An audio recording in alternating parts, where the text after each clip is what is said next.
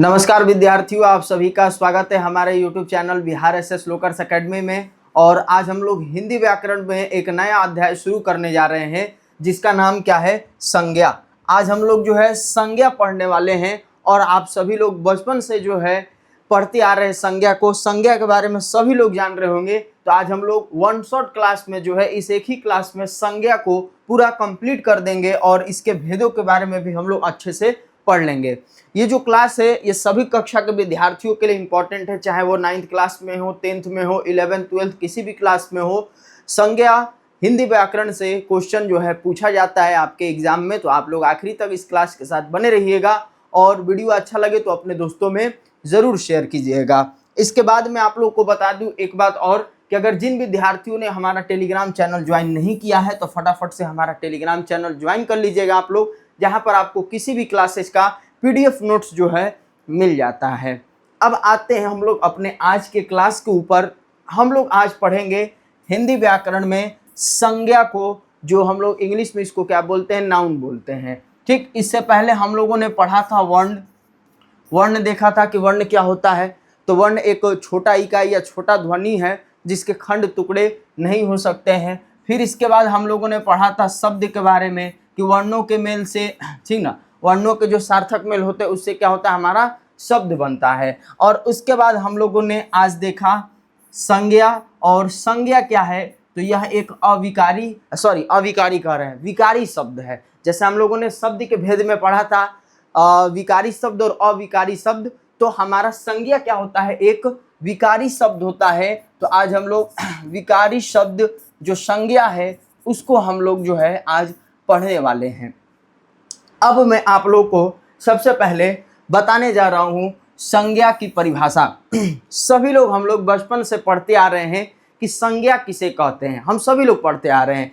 तो संज्ञा आखिर में होता क्या है, अगर इसको एक लाइन में हमें समझना है तो सिंपल भाषा में कहेंगे कि संसार में जितने भी वस्तु है वो सब क्या है, संज्ञा है। जैसे यहाँ पर मैं हाथ में पेन लिया हूँ, ठीक ना, ये पेन जो है ये भी क्या है, एक संज्ञा है। ये बोर्ड आप लोग देख रहे हैं स्मार्ट बोर्ड, ये भी एक संज्ञा है। इस और जो मोबाइल से जो वीडियो रिकॉर्ड हो रहा है वो भी क्या है, एक संज्ञा के रूप में है। जो ट्राइपॉड है वो भी एक संज्ञा है। तो मतलब यहाँ पर जितने भी चीज़ें हम लोग देखते हैं संसार में, जितने भी वस्तुएं हैं वो सब क्या कहलाती हैं, संज्ञा कहलाती है, अगर हमको आम भाषा में परिभाषा देना है तो। बाकी आप सभी लोग बचपन से पढ़ते आ रहे हैं, हम सभी लोग भी बचपन से पढ़ते आ रहे हैं संज्ञा की परिभाषा, ठीक ना। संज्ञा की परिभाषा क्या है मेरे भाई, इस पर हम लोग गौर करेंगे। तो संज्ञा की परिभाषा क्या होता है, तो परिभाषा कहता है कि किसी व्यक्ति, वस्तु, स्थान, गुण, भाव आदि के नाम का बोध कराने वाले शब्दों को संज्ञा कहते हैं। शब्दों को संज्ञा कहते हैं। संज्ञा हमारा क्या होता है मेरे भाई, तो याद रखना है कि किसी भी व्यक्ति, वस्तु, स्थान, गुण, भाव, दोष, जितने भी तरह के ठीक नाम का बोध कराने वाले शब्द हो गए, इन सभी चीज़ों का नाम का बोध कराने वाले जो भी शब्द हो गए वो सब हमारा क्या कहलाता है, संज्ञा कहलाता है। जैसे आपका नाम है, मान लीजिए आप में से किसी का नाम होगा, मान लीजिए उदाहरण के तौर पे मान लीजिए नाम ले रहे हम मोहन, नाम ले रहे हैं, क्या नाम ले रहे हैं, मोहन। तो मोहन जो क्या हो गया, एक संज्ञा हो गया। क्यों, क्योंकि एक व्यक्ति का नाम है, ठीक, एक व्यक्ति का नाम है। मान लीजिए किसी का नाम हो गया सीता हो गया, तो यह क्या, एक लड़की का नाम है, ठीक, तो क्या है, एक संज्ञा है। मान लीजिए कोई वस्तु का नाम ले लिए, कलम जो है नाम ले लिए हम। किसी स्थान का नाम ले लिए, जैसे पटना हो गया, बेगूसराय हो गया, किसी और जगह का नाम ले लिए, तो वो सब क्या हो गया, हमारा संज्ञा हो गया। मान लीजिए हम लिख दिए बुराई, तो बुराई भी क्या हो गया, ठीक ना, ये क्या हो गया, गुण दोष के बारे में दिखा रहा है, तो ये क्या हो गया, एक संज्ञा हो गया।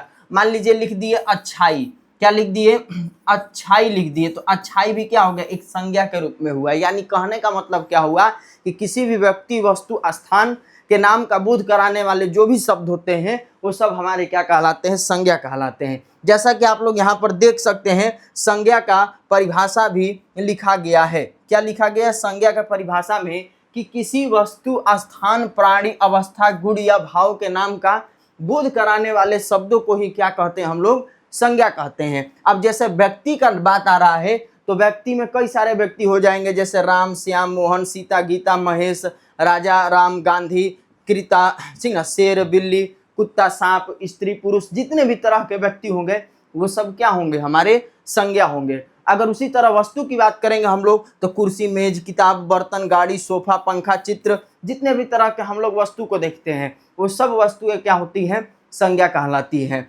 इसके बाद और भी कुछ उदाहरण दिए गए हैं, जैसे स्थान और भाव का उदाहरण यहाँ पर दिया गया है। स्थान की बात करेंगे तो Delhi, Mumbai, Calcutta, London, America, Germany, Bharat, Azamgarh, जितने भी अपने देश में स्थान हैं या फिर दूसरे देशों के नामों को हम लोग ले रहे हैं तो वो सब क्या होंगे, संज्ञा कहलाएंगे, क्योंकि क्या है, ये स्थान है। इसी तरह अगर हम भाव की बात करेंगे तो बुढ़ापा, जवानी, गर्मी, सर्दी, लंबाई, चौड़ाई, सौंदर्य, मिठास, सुगंध, चतुराई, वीरता, ये सब हमारे क्या हो गए, सब संज्ञा के उदाहरण हैं। तो आप लोग को संज्ञा समझ में आ गया भली भांति कि संज्ञा क्या होता है, संज्ञा किसे कहते हैं। और अगर एक लाइन में हमें बताना है संज्ञा के बारे में तो सिंपल सा कहेंगे कि संसार में जितने भी वस्तु है वो सब क्या है, संज्ञा है हमारी। अब हम लोग आगे बात करेंगे संज्ञा के भेद के ऊपर। संज्ञा के भेद के ऊपर बात करेंगे मेरे भाई। तो संज्ञा का भेद अगर हम लोग देखेंगे तो संज्ञा का भेद जो है, हम लोग 5 भेद पढ़ते हैं संज्ञा के। संज्ञा के कितने भेद पढ़ते हैं मेरे भाई, तो संज्ञा का हम लोग 5 भेद पढ़ते हैं। कौन कौन पढ़ते हैं भाई, तो पढ़ते हैं हम लोग एक व्यक्तिवाचक संज्ञा। क्या पढ़ते हैं, व्यक्तिवाचक संज्ञा हम लोग पढ़ते हैं, ठीक। उसके बाद हम लोग पढ़ते हैं जातिवाचक संज्ञा। क्या पढ़ते हैं, जातिवाचक संज्ञा हम लोग पढ़ते हैं। दूसरा हमारा ये जातिवाचक संज्ञा हो गया। तीसरा की बात करेंगे तो तीसरा हमारा होता है द्रव्यवाचक संज्ञा। तीसरा हमारा क्या हो जाता है, द्रव्यवाचक संज्ञा हो जाता है। चौथा हमारा हो जाता है समूहवाचक संज्ञा हो जाता है, समूहवाचक संज्ञा हो गया। इसके बाद अगर हम लोग देखेंगे 5वां नंबर को तो ये हो गया हमारा भाववाचक संज्ञा हो गया।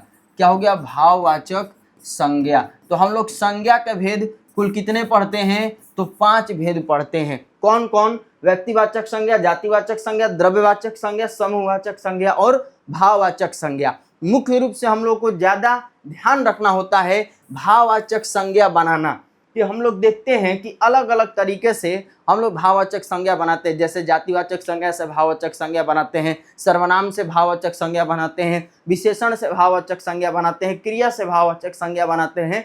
तो भाववाचक संज्ञा हमारे लिए बहुत ही इंपॉर्टेंट हो जाता है, क्योंकि ज़्यादा क्वेश्चन यहीं से हमको देखने को मिलते हैं। तो आप लोग को समझ में आ गया होगा, बचपन से हम लोग पढ़ते आ रहे हैं संज्ञा के भेद को। लेकिन अब आज के समय में क्या हो रहा है कि इसके भी क्वेश्चन को घुमा करके पूछा जा रहा है। जैसे आप लोग यहाँ पर देख सकते हैं कि संज्ञा के भेद के बारे में बताया गया है कि संज्ञा के कुल कितने भेद होते हैं, तो 5 भेद होते हैं, जो कि मैंने अभी आप लोग को बताया। लेकिन यही क्वेश्चन को घुमा करके अगर पूछ देगा आपसे कि बताइए बाबू की व्युत्पत्ति के आधार पर संज्ञा के कितने भेद है, तब तो आप कंफ्यूज हो जाइएगा। आप कहिएगा कि सर हमें तो बताए नहीं थे, हम पढ़े केवल 5 भेद, और यहाँ पर घुमाकर पूछ दिया कि व्युत्पत्ति के आधार पर संज्ञा के भेद। तो व्युत्पत्ति के आधार पर मेरे भाई संज्ञा के भेद कितने बताओगे, तो 3 बताओगे। अभी मैं बता दे रहा हूँ और मैं बता दिया हूँ, ये मत कहना कि सर नहीं बताए हैं। तो याद रखना है व्युत्पत्ति के आधार पर संज्ञा के 3 भेद है।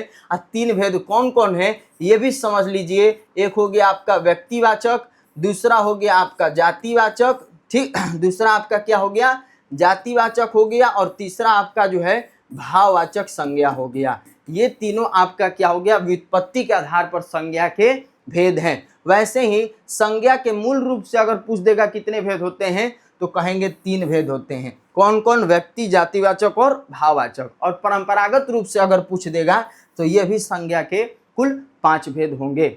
तो ये चीज हमें याद रखना है, भेदों के बारे में घुमा करके आपसे जो क्वेश्चन पूछ देगा। तो समझ में आ गया ये कि संज्ञा का भेद क्या है। अब आइए हम लोग संज्ञा का जो भेद हम लोगों ने देखा उसको एक एक करके हम लोग देखते हैं और समझते हैं। देखिए बहुत सारे बच्चे भेद के परिभाषा को भी पढ़ने में असमर्थ होते हैं, नहीं पढ़ते हैं। हम लोग बचपन में भी क्या करते थे, केवल पढ़ते थे संज्ञा किसे कहेंगे, उसका परिभाषा हो गया, कुछ उदाहरण देख लिए, इसके कितना भेद है तो पढ़ लेते हैं 5, बस नाम याद कर लिए पांचों का, हो गया संज्ञा हमारा कंप्लीट।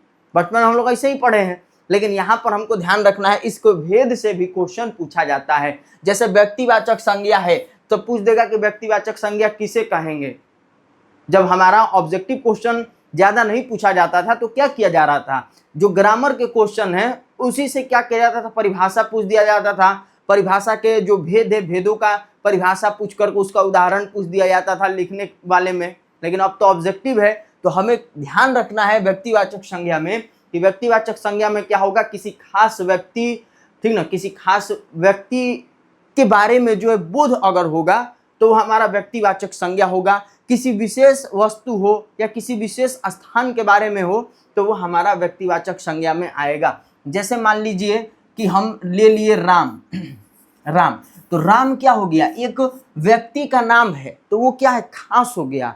इसी तरह अगर मान लीजिए हम ले लिए जगह का नाम में पटना, ठीक, स्थान के नाम में मान लिए पटना, मान लीजिए कोई वस्तु के नाम में ले लिए मेज, ठीक, मेज ले लिए। तो ये जो 3 हम उदाहरण लिखे हैं ये तीनों क्या है, अपने में खास है, स्पेशल है, विशेष है। अब मेज है तो मेज, मेज को ही हम बोल रहे हैं, अब मेज में किसी और चीज को हम नहीं बोल रहे हैं, तो ये क्या होगा, विशेष हो गया। तो व्यक्तिवाचक संज्ञा में किसी एक पर्सन के लिए राम हो गया, तो राम जो है, राम से राम का बोध हो रहा है, ठीक ना, उस व्यक्ति का बोध हो रहा है। जैसे मान लीजिए बहुत सारे लड़के हैं, बहुत सारे लड़के हैं, तो उसमें हम केवल बोले कि राम इधर आओ, तो राम केवल हमारे पास आएगा, जो राम नाम का लड़का होगा। सभी लड़के हमारे पास नहीं आएंगे। हाँ, वही बोलते कि लड़के इधर आओ, तो जो भी लड़के हमारे सामने हैं वो सब हमारे पास आ जाते, क्योंकि लड़का मैं बोल रहा हूँ, किसी का नाम नहीं ले रहा हूँ। तो जब हम नाम ले लिए तो वहां पर विशेष हो गया, तो ये व्यक्तिवाचक संज्ञा में आ जाएगा, ठीक ना। अब पटना नाम ले लिए तो ये स्थान का नाम हो गया, तो एक पटना क्या है, एक ही है, एक ही पटना जो जगह है हमारा वो एक ही है, 2-3 तो है नहीं, तो इसलिए ये क्या होगा, व्यक्तिवाचक संज्ञा में आएगा। लेकिन अगर जाति की हम लोग बात करेंगे तो इसी का उल्टा हो जाएगा। उल्टा कहने का मतलब ये हुआ कि इसमें क्या होगा, पूरे जातियों का बोध होगा। जैसे यहाँ पर हम राम एक लड़का का नाम लिए, लेकिन जातिवाचक संज्ञा में क्या होगा, केवल लड़का अगर हम कहेंगे तो पूरे लड़का का बोध हो जाएगा, जितने भी लड़का है। अगर हम केवल लड़की बोले, ठीक ना, क्या बोले, केवल लड़की बोले तो पूरे लड़की का क्या हो जाएगा, बोध हो जाएगा। अगर हम नदी बोले, ठीक, नदी, तो नदी से पूरे नदियों का बोध हो जाएगा, जो भी नदियाँ, गंगा है, यमुना है, ब्रह्मपुत्र है, जो भी तरह का नदी है। लेकिन अगर यहाँ पर हम नाम ले लेते केवल क्या, गंगा, गंगा नाम ले लेते तो किस में आ जाता, व्यक्तिवाचक संज्ञा में आ जाता। क्यों, क्योंकि गंगा नदी जो है वो क्या है, केवल एक ही है। लेकिन अगर केवल नदी कहते हैं तो नदी हमारा क्या आ जाता, जातिवाचक संज्ञा में आ जाता। तो बात आप लोग को समझ में आया। व्यक्तिवाचक संज्ञा में क्या होगा, किसी विशेष, किसी खास, केवल एक पर्सन के लिए, एक व्यक्ति के लिए व्यक्तिवाचक संज्ञा होगा, और जातिवाचक संज्ञा में संपूर्ण जाति का यहाँ पर हमारा क्या हो जाएगा, बोध हो जाएगा। जैसे नदी का नाम हो गया, ठीक ना, कोई महीना का नाम अगर हम रख दिए, यहाँ पर महीना का नाम रख दिए, तो केवल महीना लिख दिए तो महीना में हमारे सारे महीने का नाम आ जाएगा, तो जातिवाचक संज्ञा हो जाएगा। ठीक, लड़का, लड़की, नदी, जितने भी तरह के तालाबों का नाम हो गया अलग अलग। तो ये हमारा जो है क्या रखना है, जातिवाचक संज्ञा में हमें समझना है कि संपूर्ण जाति का क्या हो, बोध हो। भाववाचक संज्ञा की बात करेंगे तो इसमें हम पदार्थों के गुण, दोष, उसकी अवस्था, इसके बारे में हम लोग जानते हैं। जैसे मान लीजिए लिख दिए अच्छाई, तो इसमें हम क्या कर रहे हैं, अच्छाई जो है ये हमारा भाववाचक संज्ञा हो गया। तो हम क्या करें, किसी व्यक्ति का अच्छाई को बता रहे हैं कि हाँ वो अच्छा है, वो मतलब बढ़िया है। लेकिन अगर वही कह देते बुराई, तो उस व्यक्ति को हम क्या करते हैं, बुराई को दिखा रहे हैं, क्या कर रहे हैं, उसके बुराई को दिखा रहे हैं, तो ये क्या हो गया, हमारा भाव हो गया। ठीक, अगर कोई लंबा है तो बोलते हैं कि उसमें लंबाई है, कोई अगर मोटा है तो बस उसमें मोटाई है, किसी में चौड़ाई है, तो ये हम क्या बोल रहे हैं, उसकी हम अवस्था देख रहे हैं, उसके गुण, उसके दोष, उसके धर्म के बारे में बता रहे हैं, तो वो हमारा क्या हो गया, भाववाचक संज्ञा में आता है। अच्छाई, मोटाई, लंबाई, चौड़ाई, ठीक ना, ये सब हमारे क्या है, भाववाचक संज्ञा के उदाहरण हैं। इसी तरह अगर हम लोग देखेंगे संज्ञा के दो जो अन्य भेद होते हैं, एक होता है समूहवाचक संज्ञा, एक होता है द्रव्यवाचक संज्ञा। तो समूहवाचक संज्ञा जिसको हम लोग समुदायवाचक संज्ञा भी कहते हैं, तो इससे हमें क्या पता चलता है, समूहों के बारे में पता चलता है, ग्रुप के बारे में पता चलता है। जैसे हो गया सभा, सभा हो गया, ठीक, सेना हो गया, सेना हो गया, गुच्छा हो गया, चाबी का गुच्छा हो गया या अंगूर का गुच्छा हो गया। तो ये सब क्या है, एक समूह है, लोगों का यहाँ पर क्या होता है, समूह होता है। तो ये हमारा क्या हो जाता है, ये हमारा समूहवाचक संज्ञा हो जाएगा। भीड़ हो गया, ये हमारा सब क्या होगा, समूहवाचक संज्ञा में आएगा। लेकिन अगर द्रव्य की बात करेंगे तो द्रव्य में क्या होगा, हम माप तौल की वस्तुओं को लेंगे जो मापते और तौलते हैं। जैसे यहाँ पर हम लोग मान ले लिए घी ले लिए, ठीक। इसके बाद मान लीजिए ले लिए हम लोग तेल ले लिए। तो हम लोग क्या करते हैं, इसको मापते तौलते हैं कि नहीं है। मान लीजिए दूध, यहाँ पर हम लोग ले लिए दूध हो गया, सोना हो गया, सोना हो गया, सोने वाला सोना नहीं है, जो आभूषण पहनने वाला सोना होता है वो सोना हो गया, चांदी हो गया। तो ये सब हमारे क्या है, द्रव्यवाचक संज्ञा में आएंगे। क्यों, क्योंकि इसमें हम लोग क्या करते हैं, मापने और तौलने की वस्तुओं को शामिल करते हैं। यानी मापने और तौलने का जहाँ पर बोध होगा तो वो हमारा क्या कहलाएगा, द्रव्यवाचक संज्ञा कहलाएगा। तो यही हमारे द्रव्यवाचक संज्ञा है। तो आप लोग को समझ में आ गया होगा। संज्ञा आप लोग पहले से भी पढ़े हैं, ये केवल क्या था, रिवीजन कराने के लिए ये क्लास था। अब हम लोग जो मेन पॉइंट है हमारा उस पर आते हैं। मेन पॉइंट हमारा है कि भाववाचक संज्ञा बनाने के नियम। तो भाववाचक संज्ञा बनाने के मुख्य रूप से 4 नियम होते हैं। 4 नियम, जैसा कि मैंने आप लोग को बताया। कौन कौन है, मैंने शुरू में भी आप लोग को बताया। पहला आपका है जातिवाचक संज्ञा से भाववाचक संज्ञा बनाना। पहला आपका क्या है, जातिवाचक संज्ञा से भाववाचक संज्ञा बनाना। जातिवाचक संज्ञा से भाववाचक संज्ञा बनाना, भाववाचक संज्ञा बनाना जातिवाचक संज्ञा से। इसके बाद दूसरा आपका क्या हो गया, दूसरा आपका हो गया सर्वनाम से। क्या हो गया, सर्वनाम से, सर्वनाम से, ठीक ना, क्या हो गया, भाववाचक संज्ञा बनाना, ठीक। इसी तरह तीसरा आपका हो गया विशेषण से। किससे हो गया, विशेषण से। विशेषण से, विशेषण से क्या करेंगे, भाववाचक संज्ञा हम बनाएंगे। और चौथा आपका क्या हो गया, क्रिया हो गया। क्या हो गया, क्रिया। क्रिया से क्या करेंगे, भाववाचक संज्ञा हम बनाएंगे। तो यानी इन 4 नियमों पर हम लोग जो है क्या करेंगे, जातिवाचक, सर्वनाम से, विशेषण से और क्रिया से भाववाचक संज्ञा बनाएंगे। तो देखिए जातिवाचक संज्ञा से भाववाचक संज्ञा कैसे बना है। जैसे यहाँ पर हम आदमी लिए तो आदमी क्या होगा, वो एक जातिवाचक संज्ञा, क्योंकि सभी आदमी का क्या हो रहा है, बोध हो रहा है। तो आदमी से अगर हम भाववाचक संज्ञा बनाएंगे तो क्या हो जाएगा, आदमियत हो जाएगा। अगर इंसान से हम भाववाचक संज्ञा बनाएंगे तो इंसानियत हो जाएगा। पशु है तो पशु से पशुता हो गया। मित्र है तो मित्र से मित्रता हो गया। शत्रु है तो शत्रु से शत्रुता हो गया। बच्चा है तो बचपन हो गया। मानव है तो मानवता हो गया। बूढ़ा है तो बुढ़ापा हो गया। साधु है तो साधुता हो गया। यानी भाववाचक संज्ञा हमको बनाना है जातिवाचक संज्ञा से। तो इसमें अंत में जो है ता आ रहा है, ता आ रहा है, जैसे पशुता, मित्रता, शत्रुता। तो यहाँ पर हमारा क्या हो रहा है, जाति से भाववाचक संज्ञा बन रहा है। तो इसमें अंत में ज्यादातर क्या आ रहा है, त या त का, ता का प्रयोग किया गया है। तो ये हमारा भाववाचक संज्ञा बनाने का पहला नियम था, इसी को ध्यान में रखना है। उसी तरह अगर हम लोग दूसरा नियम देखेंगे तो दूसरा है सर्वनाम से भाववाचक संज्ञा बनाना। अब सर्वनाम हम सभी लोगों को मालूम है कि सर्वनाम क्या होता है, कि जब हम संज्ञा के स्थान पर, ठीक ना, क्या करते हैं, उसकी पुनरुक्तियों को दूर करने के लिए क्या करते हैं, सर्वनाम का प्रयोग करते हैं। यानी संज्ञा का स्थान पर प्रयोग होने वाले जो शब्द होते हैं वही क्या कहलाता है, सर्वनाम कहलाता है। जैसे मान लीजिए कि राम लिखा है, हर जगह बार बार नाम लिखा हुआ है, राम राम राम राम, तो वहाँ पर हम क्या कर दिए, वह लिख देंगे, तो क्या हो जाएगा, हमारा वो पुनरुक्ति दूर हो जाएगा। तो वह हमारा क्या हो गया, सर्वनाम हो गया। क्या हो गया भाई, सर्वनाम हो गया। तो इसीलिए यहाँ पर सर्वनाम से भाववाचक संज्ञा बनाया गया है।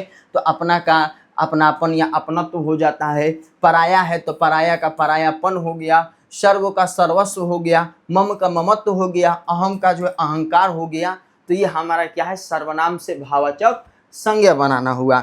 उसी तरह अगर हम लोग विशेषण से बात करेंगे कि विशेषण से भाववाचक संज्ञा कैसे बनाएंगे, तो विशेषण क्या होता है, तो संज्ञा और सर्वनाम की विशेषता बताने को हम लोग क्या कहते हैं, विशेषण कहते हैं।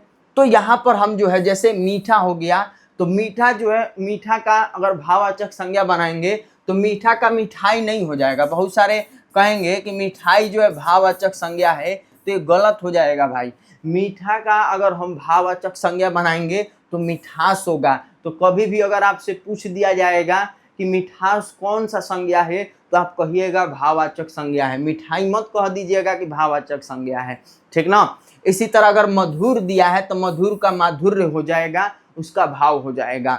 निर्बल का निर्बलता हो जाएगा, हरा का हरियाली हो जाएगा, निपुण का निपुणता हो जाएगा, अनेक का अनेकता हो जाएगा, अनोख का अनोखापन हो जाएगा, अधीन का अधीनता हो जाएगा, और अच्छा का अच्छाई या अच्छापन आपका भाववाचक संज्ञा हो जाता है। तो जितने भी शब्द हम लिखे थे ये सब क्या था, विशेषण था, और विशेषण से हमने क्या किया, भाववाचक संज्ञा को बनाया। अब हम लोग चौथा जो नियम है उसको देखते हैं, क्रिया को देखते हैं। क्रिया हमारा जो है, क्रिया हमारा क्या है, ये जो शब्द हम लोग देखेंगे ये सब क्रियाएं हैं। खेलना, लिखना, लेना देना, पढ़ना, कमाना, उड़ना, उड़ना हो गया, कहना हो गया, जोड़ना, जलना, ये सब क्या है, क्रियाएं हैं। और काम का बोध हमारा हो रहा है, और इससे हम भाववाचक संज्ञा बनाएंगे। तो जैसे खेलना है तो खेलना का खेल हो गया, लिखना है तो लेख हो गया, लेना देना का लेन देन हो गया, पढ़ना का पढ़ाई हो गया, कमाना का कमाई हो गया, उड़ना का उड़ान हो गया, ठीक ना, कहना का कहावत हो गया, जोड़ना का जोड़ हो गया, जलना का जलन हो गया। तो ये सब हमारे क्या है, क्रिया से जो है हम लोग क्या किए, भाववाचक संज्ञा को बनाएं। तो यहाँ तक जो है हम लोग को समझना था संज्ञा में। और संज्ञा आप सभी लोग भली भांति जान भी रहे हैं पहले से। तो बहुत सारे बच्चे जो है इस सेशन को स्किप भी किए होंगे, तो मैं उनसे ये बता देना चाह रहा हूँ कि इसको छोड़ना नहीं है, हमें क्या करना है, रिवीजन करना है। अगर जो हमें मालूम होता है हम क्या करते हैं, उसको एक बार देखते हैं, पढ़ते हैं, ताकि हम क्या करते हैं, उसको रिवाइज कर लें। तो ये रिवीजन के लिए भी क्लास आपका हो सकता है मेरे प्रिय विद्यार्थी। तो इसे आप लोग स्किप नहीं कीजिएगा। और जो विद्यार्थी इस सेशन को शुरू से लेकर के आखिरी तक देखे उसका तहे दिल से धन्यवाद। इस सेशन को आप लोग ज़्यादा से ज़्यादा शेयर कीजिएगा। और जो विद्यार्थी हमारे चैनल बिहार एसएस लोकर एकेडमी को सब्सक्राइब नहीं किए हैं तो सब्सक्राइब कर लेंगे, बेल आइकन प्रेस कर देंगे, ताकि हमारे नए नए क्लासेस का अपडेट आप लोगों तक पहले मिलते रहे। बाकी आज का क्लास आप लोग को कैसा लगा कमेंट में आप लोग ज़रूर बताइएगा। और मिलते हैं नेक्स्ट क्लास में, तब तक के लिए आप लोग स्वस्थ रहिए, मस्त रहिए, और अपनी क्लासेस को एंजॉय करके अच्छे से पढ़ते रहिए। धन्यवाद।